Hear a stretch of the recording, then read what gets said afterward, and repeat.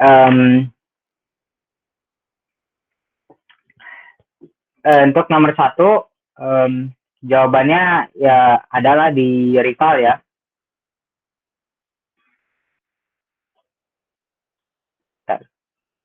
Kalian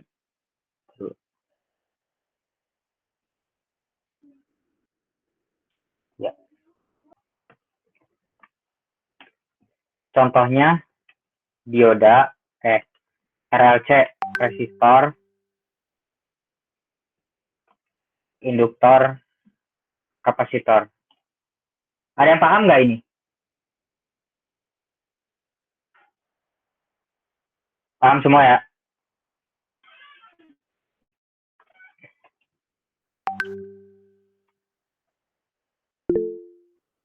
Sedang, oh ya, Max, present. Mau nanya apa, Max?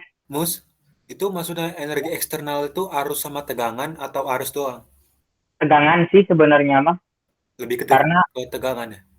arus mah kan gimana ya? Pas kalau dijelaskan sama Bu Penny itu arus tuh pas nggak ada arus tuh justru dia tuh mempengaruhi gimana arus itu berjalan tuh, apa komponen aktif itu kayak dioda kan mempengaruhi arus ini boleh masuk atau enggak kan. Jadi dia gak butuh energi dari arusnya, tapi dia butuh energi dari tegangannya.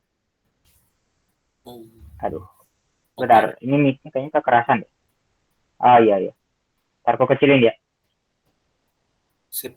Makasih, Ini Mas. udah kedengeran belum? Ini udah kedengeran belum?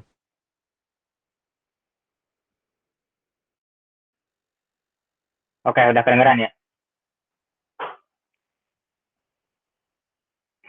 Komponen aktif merupakan komponen yang butuh energi eksternal. Contohnya dioda, semikonduktor aja. Dioda, IC, transistor, SCR. Energi yang dibutuhkan pada komponen adalah energi dari tegangan, bukan arus.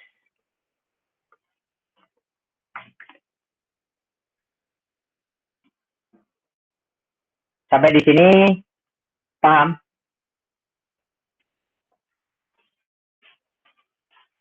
Oke, kita lanjut ke nomor 2.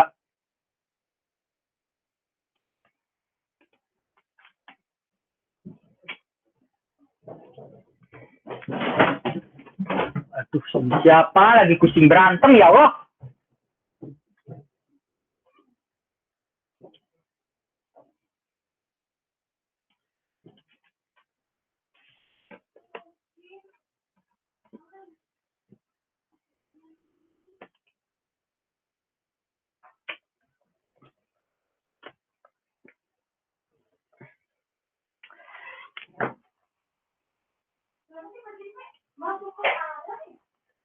LED bekerja secara power, akan bekerja ketika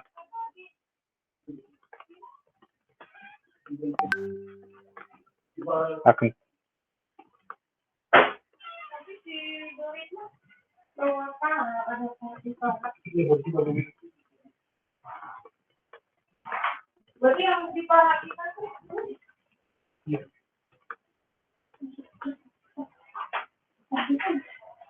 dengan cara kerja sama, namun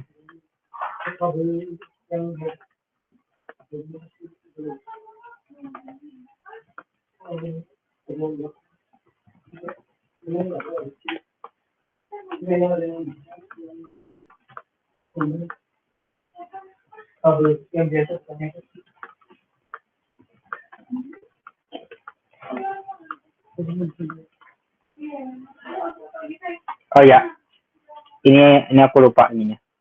Si anoda lebih besar dibandingkan si katoda. Ini nanti harus dimention ya.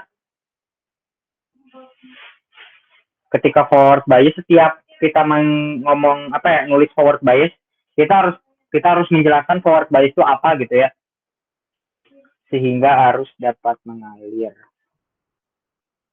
atau gimana, sehingga elektron ya dapat melewat, dapat dapat dapat menuju dapat menuju ke hole sehingga arus dapat mengalir. Ketika reverse bias V katoda lebih besar dibandingkan V anoda, zona depresi akan meluas sehingga membuat perpindahan elektron ke hole menjadi semakin mustahil sehingga arus terblokir. Sampai sini paham nggak ini apa cara kerja dioda penyiar? Biar udah kebayang belum gimana gitu cara kerja dioda penyiar gitu?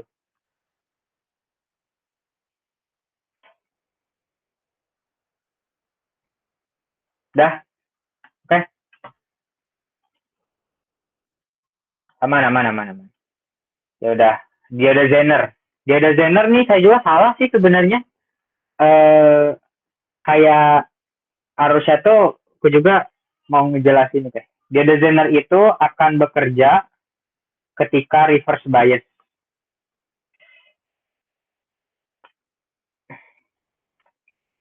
Ketika reverse bias, ketika V katoda lebih besar dibandingkan V anoda.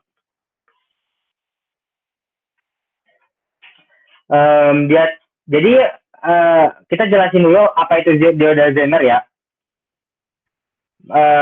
Mau nggak dijelasin gitu biar kaliannya kebayang fungsinya kayak gimana gitu, cara kerjanya. Oke, okay. Jadi dioda Zikra. Jadi dioda Zener itu dia itu berfungsi ketika reverse bias. Ketika reverse bias, dioda Zener ini memanfaatkan tegangan Zener untuk menciptakan arus bocor. Nah, tegangan Zener ini dia menghasilkan arus bocor sehingga arus itu dapat mengalir. Namun tegangan yang dari tegangan Zener ini bisa membuat tegangan pada sumber tegangan ini menjadi stabil gitu. Jadi kayak apa ya? Kayak dinding yang tebal tapi masih bisa ditembus gitu.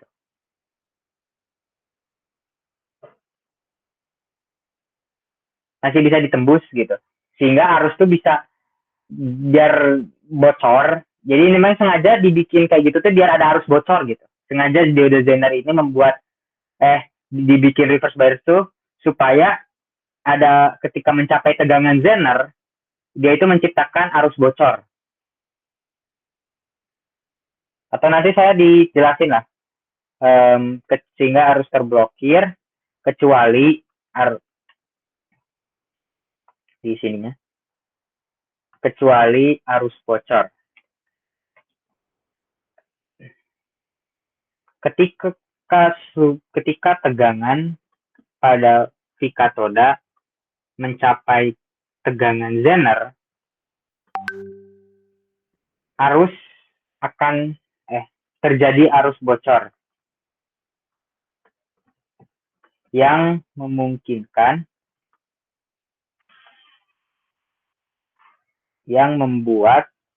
tegangan pada rangkaian jadi stabil.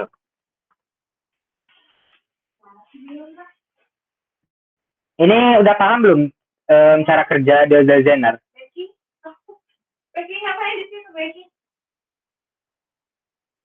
Guys, paham ya? Intinya arus Zener ini memanfaatkan arus bocor ya. Sedangkan dioda penyara ini memanfaatkan itu forward bias LED ya, dia bisa nyala aja gitu. Oke, lanjut ke nomor 3. Gambarkan karakteristik kerja. Bentar, saya ambil aja di WA ya.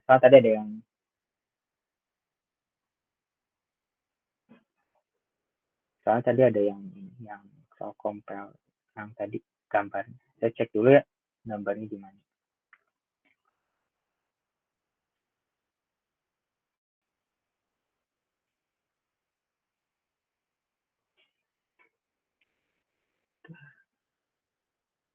Ya Allah.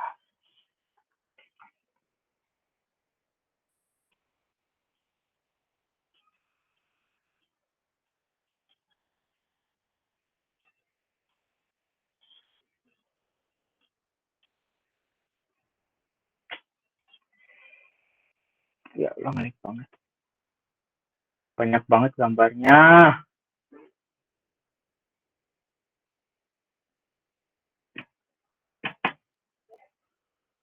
Nah,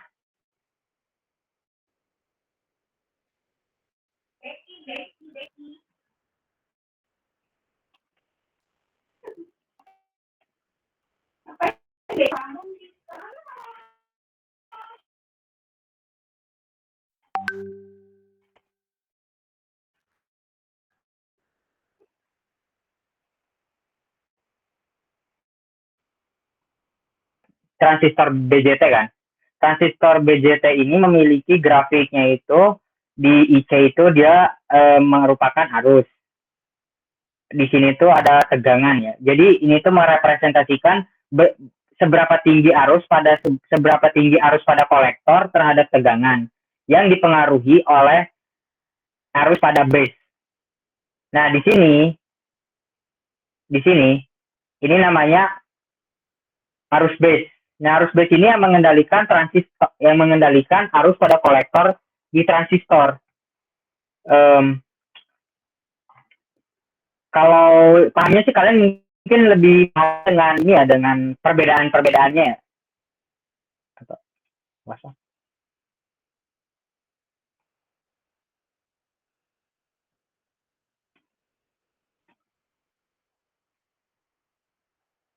Lebih paham dengan perbedaannya kayak gimana nih. Untuk nomor 1, transistor BJT ini dikendalikan oleh arus. Jadi kita bikin IB-nya ini dalam satuan ampere aja. Sedangkan yang ininya mah sama aja ya. IC-nya, arus terhadap tegangan tetap sama aja. Di Y-axis-nya, sumbu Y-nya arus, sumbu X-nya tegangan. Ini sama aja. Sedangkan yang membedakannya tuh yang bagian ini nih, yang bagian tengah-tengah, yang di bagian garis-garisnya nih. Yang ini dikendalikan oleh arus. Jadi arus ini mempengaruhi seberapa tinggi IC terhadap tegangan. Sama, ini yang membedakannya arusnya doang ya, guys. Di sini ada yang belum paham nggak? Feel free to ask saja. Aku.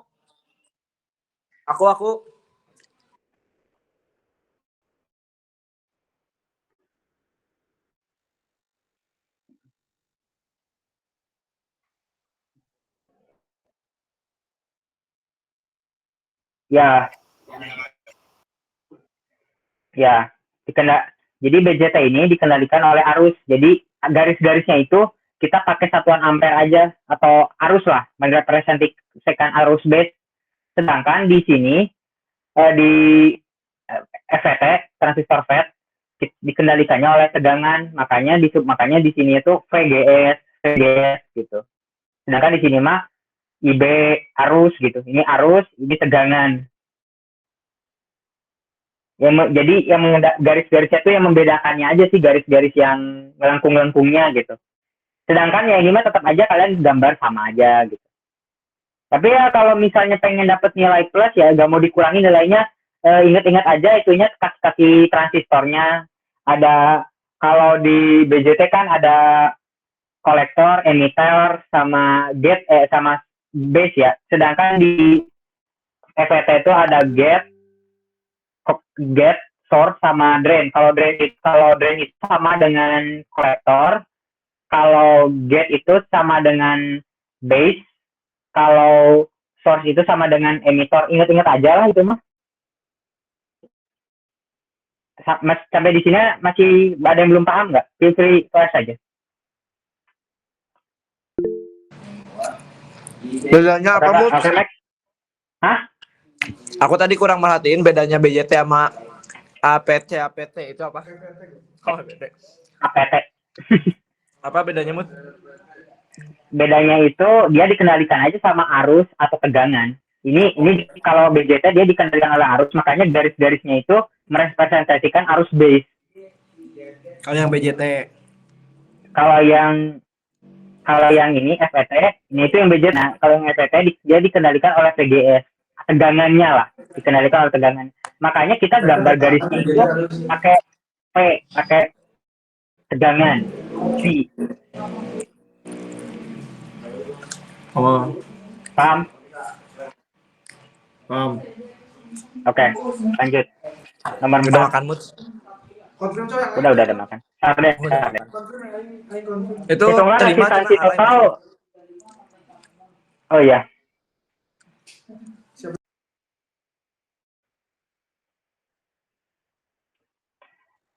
Itu hitunglah resistansi total dari rangka terminal A ke B rangka yang berikut.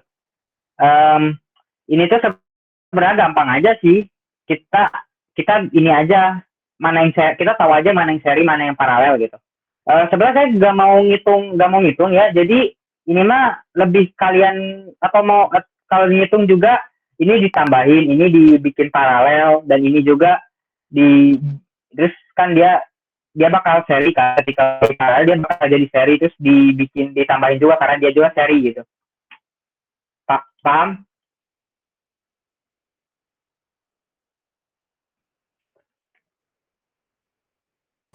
Apa Mut? Ya ini mah gampang. Iya, Yang ya. nomor 4 gampang lah gitu. Nomor 4 Ya. gampang kan, gak Itu usah mah tinggal nyari dibahas. paralel doang kan Mut? Ya nyari seri paralelnya aja, jadi kita skip aja. Nomor 3 itu kalau misalnya dia nyari terminal A ke B dari A ke ground, kita ngitung ininya aja. Kita gak usah peduliin resistornya.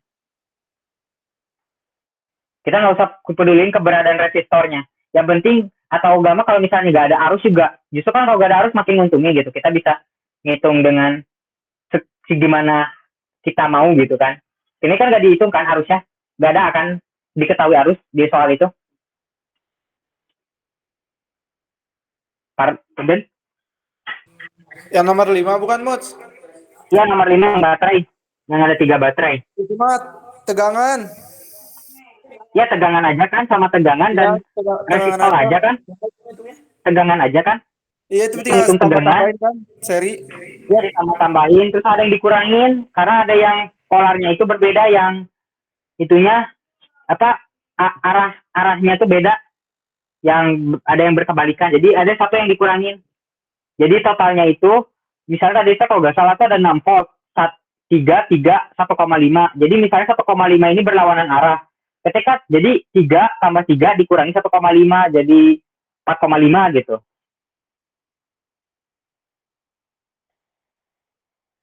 Gitu aja untuk nomor 5. Kita skip aja langsung ke nomor 6 aja gitu karena untuk mempercepat waktu juga. Yang ini di seri yang ini satu seri satu K seri dengan 1K lalu paralel dengan 1K di sebelahnya.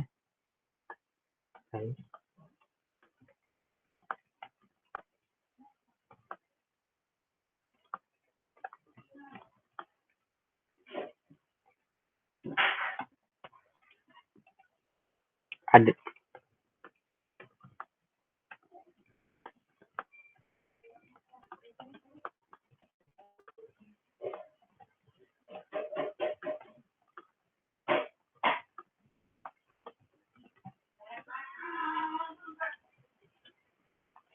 sebuah kapasitor memiliki kapasitansi sebesar 200 mikrofarad di rangkaian AC.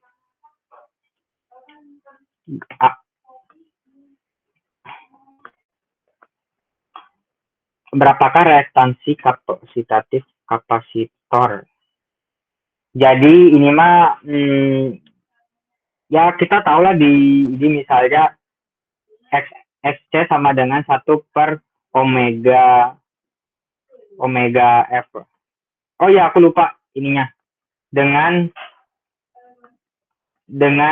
frekuensi 50 Hz dan tegangan VPP-nya 2 volt kalau nggak salah. Oh enggak, 100. Bener nggak? Bener nggak soalnya kayak gini? Guys? Lupa, tapi mirip-mirip kayak gitulah. Ya, mirip-mirip ya. Omega ini sama dengan omega C salah. 2 ini sama dengan omega ini sama dengan 2F ya. 2PF. Jadi kalau misalnya nih ada 200 UF. Jadi misalnya kita 200 PF aja ya. 200 PF itu berapa ya? 200 628 sama dengan 628 DT aja. Atau gamma apa ya namanya tuh, disebutnya tuh taper detik apa namanya. Lupa lagi lah pokoknya. Jadi 1/628 dikali 200 dikali 10 pangkat min 6. Bentar ya. 1/628 dikali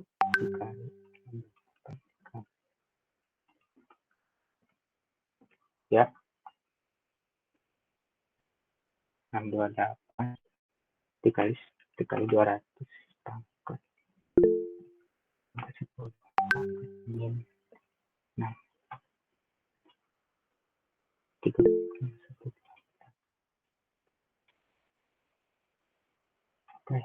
kok bisa gitu? Apa tadi ada yang tes hand? Siapa? Aku. Itu 628 dapat dari mana ya kamu? 200 PF. 200. 200 dikali Dikali 3,14. Dikali 3,14. Oh, udah dimasukin. Oke. Nggak jadi. Oke. Tadi ini angkanya agak anomali ya? Atau gimana? Harusnya nggak sekecil ini nggak sih? Aneh. Kok hitungan di... coba aku ambil kalkulator saintifik aja.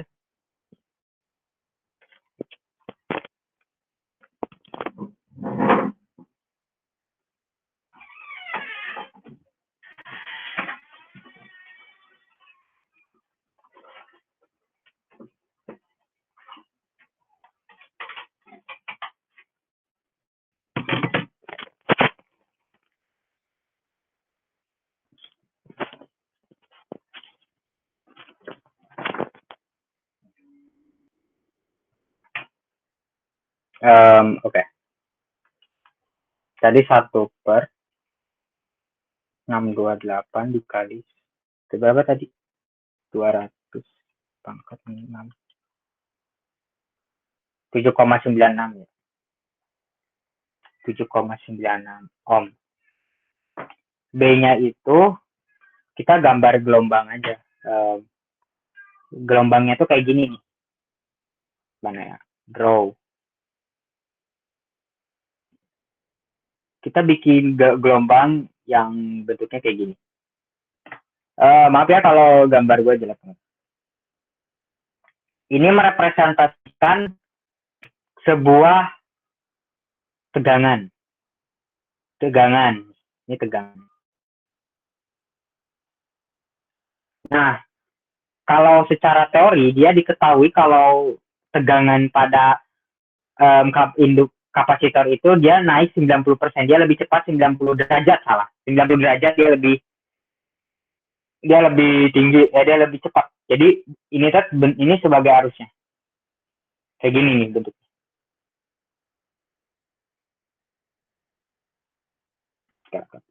Ini apa? Set.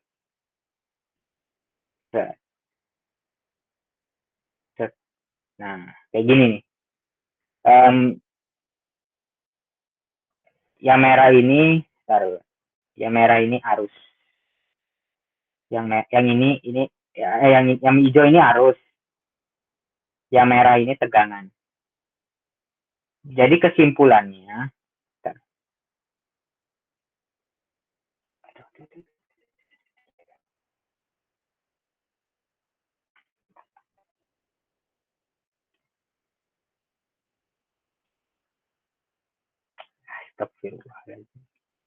textbox.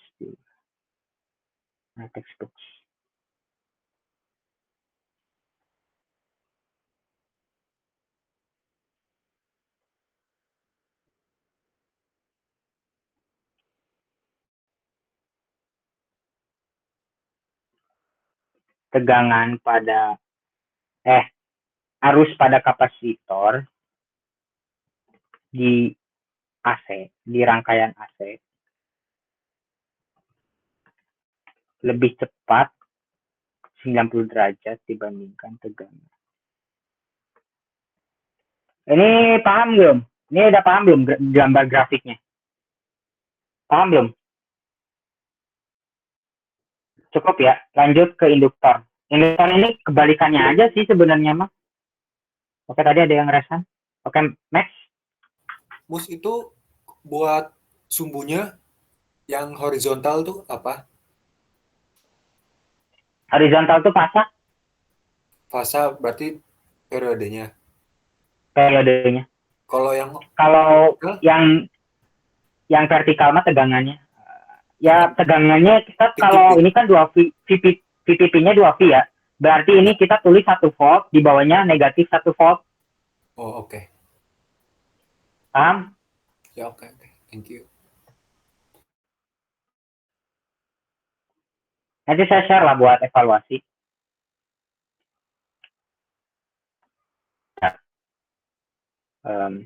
Terus ya.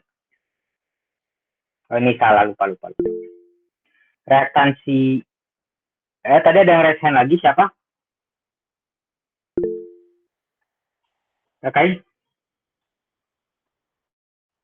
Mood tandain coba yang horizontal vertikalnya tuh apa?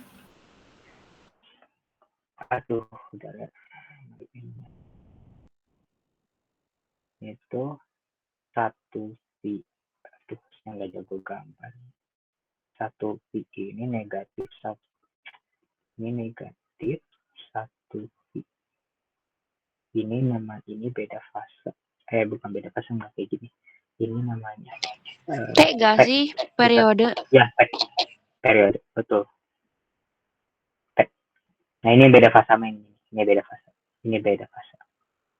Ya, lanjut. Ini ingat ya, VPP ya, bukan VP ya. Kalau VP dia kita tulis 2 volt. Ini VPP. Jadi kita bagi 2 dulu. Atas sama bawahnya kita bagi biar kebaginya tuh atas sama bawahnya kita jadi dibagi 2. Jadi satu puncak itu mewakili 1 volt, satu puncak di bawah itu negatif 1 volt. Paham?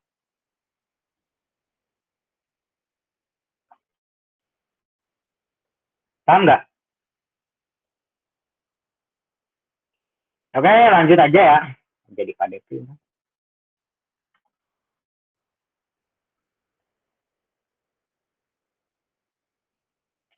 Ini rumusnya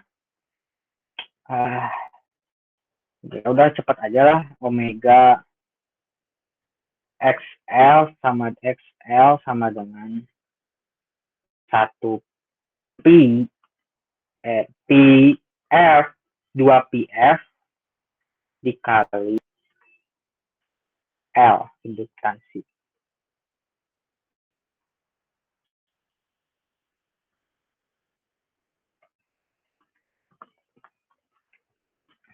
L sama dengan tadi L-nya sama dengan 50 mH ya, jadi 200. Jadi 6 ya kita tahu lah 628 lah. Karena sama ininya apa? Ininya F-nya sama dengan 100 Hz, P-nya sama dengan PPP-nya sama dengan 2 volt. Ya.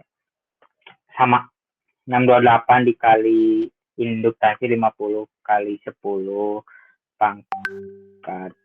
pangkat min 3. 628 apa tadi? Di WhatsApp itu.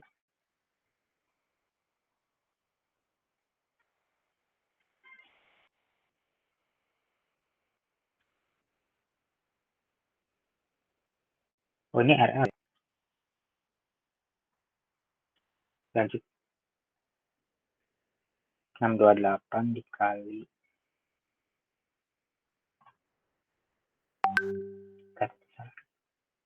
oh ya, benar. 628 dikali 50 pangkat min 3. 314.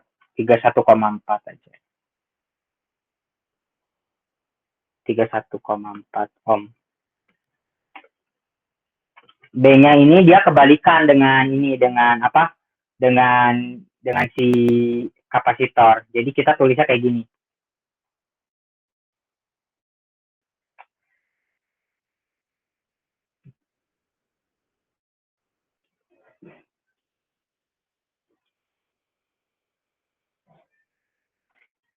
Dia harusnya lebih lambat ya, jadi harusnya mulai dari 0 kayak gini. Set. Tapi tegangannya itu dia lebih cepat. Jadi kita bakal langsung dari 90 derajat langsung kayak gini.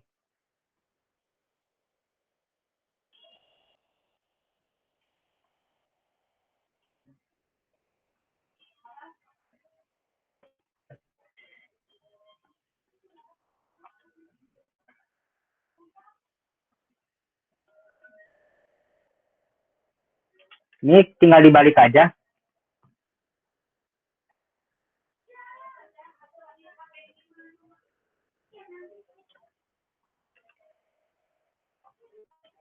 Kita bikin legendanya dulu.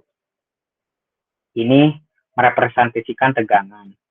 Birunya itu merepresentasikan arus. Sampai di sini paham nggak? Intinya ini mah kayak dibalik aja induktor sama kapasitor mah. Mana yang lebih cepatnya, mana yang ininya. Oke, Max. Itu Mus buat gelombang yang melewati beda fasa itu ada ini nggak?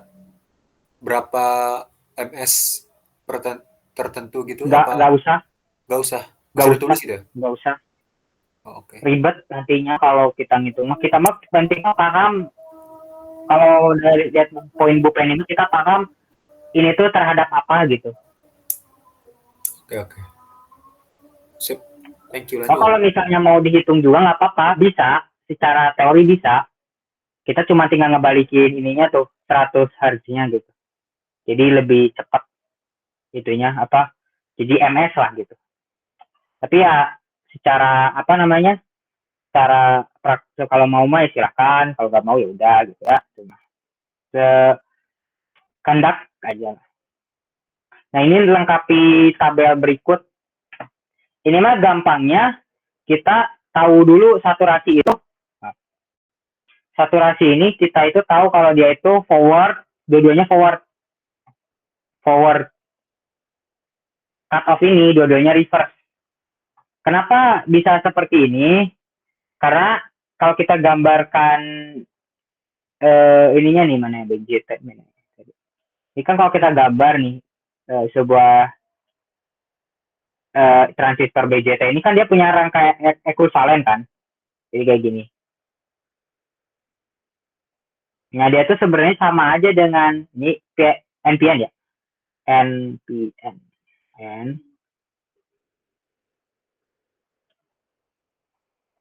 Jadi kayak gini, jadi kayak gini. Jadi kalau misalnya dia aktif, si kolektor base-nya itu si kolektor base kolektor salah ini sih base kolektor kebalik kayaknya. Base kolektornya itu dia di-set ke reverse. Reverse itu ketika anoda ketika tegangan di katoda ini lebih tinggi dibandingkan tegangan di anoda.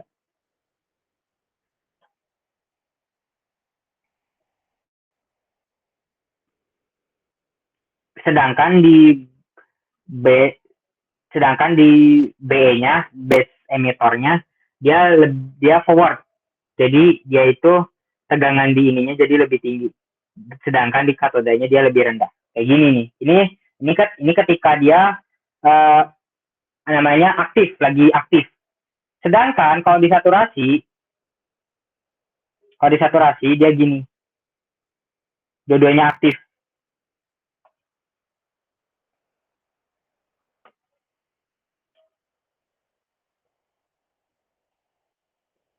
Ini plus, ini plus, ini negatif, ini negatif. Di atasnya kayak gini nih. Ini ketika mode saturasi. Kalau cut off dia kayak gini. Dia ingat nih yang menentukannya tuh ini nih kalau kalian lihat dari gambarnya mah. ininya base-nya ini plus plus. Kalau ini minus plus berarti dia aktif. Kalau dia plus plus berarti dia saturasi.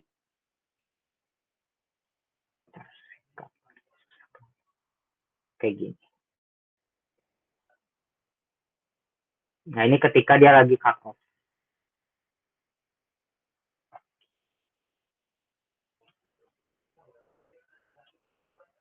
Kayak gini, ini harus gue kasih konteks dulu ya, biar kali ini aktif.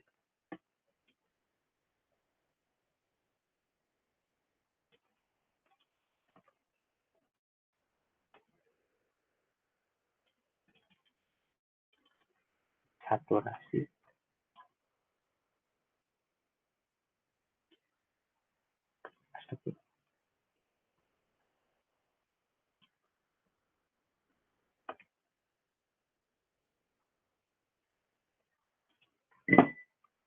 Ini cut off. Cut off ini kalau ngejelasinnya bakal panjang ya. Kalau ngejelasin apa itu cut off, reverse, atau mau dijelasin nggak biar kaliannya paham gitu? Gimana?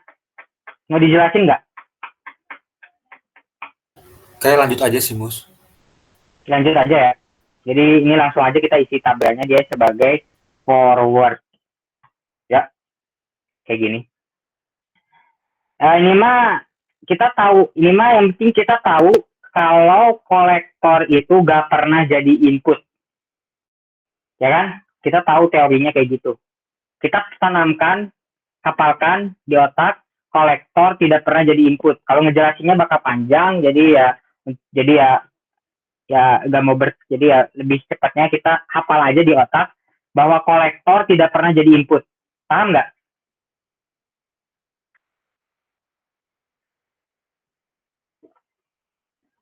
Oke. Jadi kalau misal kolektor tidak pernah jadi input, jadi kita langsung ini langsung emitor. Ini kan kalau misalnya kita misalnya jadi ikan ini. Jadi kalau ini kan base-nya kan nggak ada nih. Base-nya udah kepake nih. Berarti kita langsung ambil aja ini sebagai salah. Ini harusnya base, inputnya base, salah. Kembali guys.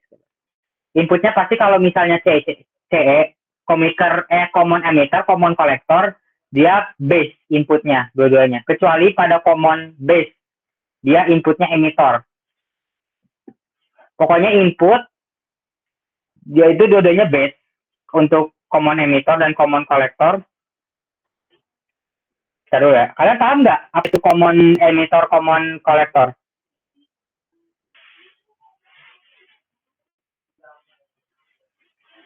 Kayaknya kalau buat ngejelasinnya common emitter ya berarti groundnya di emitter, common collector berarti groundnya di collector, common base berarti groundnya di base. Kalau kita bikin rangkaiannya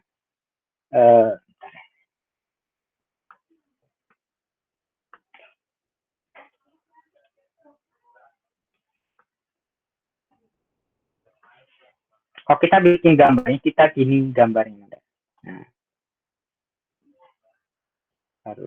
Nah, ada copy. Kita gambarnya kayak gini. Kita biar untuk nambah pemahaman aja. Kalau common ini itu menandakan groundnya itu ada di mana gitu. Nah, ya gini. Kalau common emitter, dia ini emitornya itu sebagai ground. Dia langsung ke bawah sebagai ground. Sedangkan common base berarti base-nya yang ke ground. Base-nya yang ke ground. Sedangkan common collector, ya kolektor yang jadi ground. Nah, ini kan emitor, base, kolektor. Nah, ini merepresentasikan CE ini groundnya emitor, CC groundnya kolektor, CB groundnya base. Nah, kalau kita kan udah tahu nih namanya input, kolektor tidak pernah jadi input. Jadi kita tulisnya di sini tuh sebagai base, emitor. Sedangkan kita tulis di output, ya berarti sisanya dari sininya. Jadi gampang ya. Ini pasti output yang di CE pasti kolektor kan. Output di CC pasti emitor. Dan output di CB ya pasti kolektor lagi. intinya paha